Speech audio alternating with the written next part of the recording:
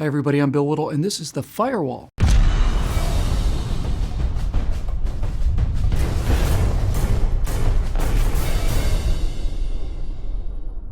Well, as you may recall, a few months ago, President Barack Obama accomplished something with the stroke of his pen that had been deemed well beyond what he himself was beyond his authority as chief executive, namely, grant amnesty to millions of illegal aliens through executive order. So let's just get down to the brass tacks here on illegal immigration. Now, to do that, let's look at two recent statements, one on the part of an active immigration official in the U.S. government, and a second from the candidate for the highest law enforcement position in the land. So we'll start with Kevin Landy, Assistant Director of the Office of Detention Policy and Planning for ICE, that's the Immigration and Customs Enforcement branch of the federal government, discussing here treatment options for transgendered illegal aliens once they're in U.S. detention facilities. With respect to treatment while in detention, the medical care standard of the detention standards guarantees a right to hormone therapy for individuals who need it for treatment. Look, there are two important words buried in that bland bureaucratic response. One of them is especially important, so let's just listen again to that one sentence. Guarantees a right to hormone therapy.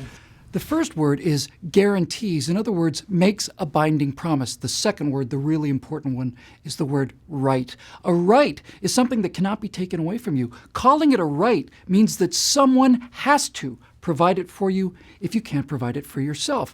This official of the U.S. government, Kevin Landy, has just stated that if you break U.S. law by illegally entering the country, then the citizens of the country whose laws you've just violated are legally obligated to provide you with the hormone therapy necessary to your choice of lifestyle. And now, from the ridiculous to the sublime, because here's Loretta Lynch, President Barack Obama's nominee to replace disgraced Attorney General Eric Holder, being questioned by Republican Senator Jeff Sessions of Alabama. Who has more right to a job in this country? A lawful immigrant who's here, a green card holder, or a citizen, or a person who entered the country unlawfully? Well, Senator, I believe that the right and the obligation to work is one that's shared by everyone in this country, regardless of how they came here. And certainly if someone is here, regardless of status, I would prefer that they be participating in the workplace than not participating in the workplace. The candidate for the highest law enforcement official in the land has just stated that people who are here illegally have an equal right to the same job as people who are either U.S. citizens or legal immigrants here on work visas. So now to the brass tacks. First, if there are no such things as illegal aliens as the advocates for open borders proclaim, then where does it stop? If 7 million people can sneak across the border at night and be granted the same status and the same benefits as U.S. citizens, Social Security, Medicare, they're talking about the right to vote, then where do we stop? Why only 7 million? Why not all 7 billion people currently on planet Earth?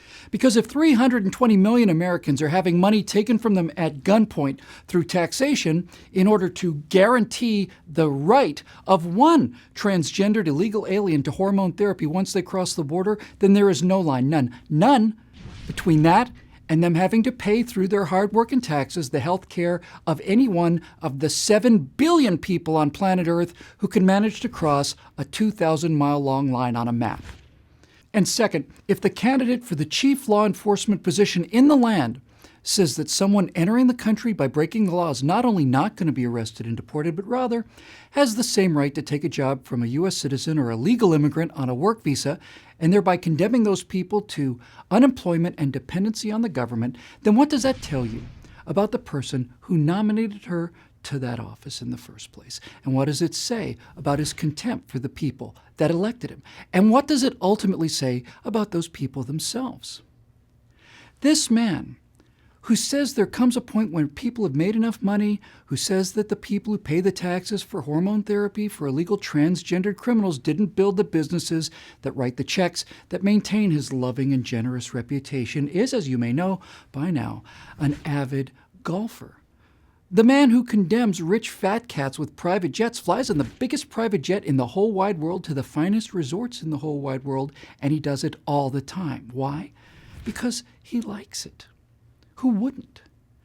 Does anyone actually think that this individual is capable of that kind of lifestyle without spending one person's money to buy the vote of another's? And does anyone still doubt that any of these incompetents and losers are willing to not only destroy the laws of the nation, but the nation itself, in order to sate the lust for the money and power that they are incapable of obtaining through their own efforts?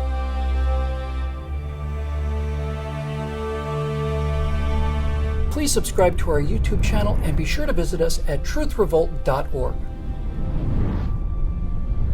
And to keep these messages coming, please consider making a donation by clicking here.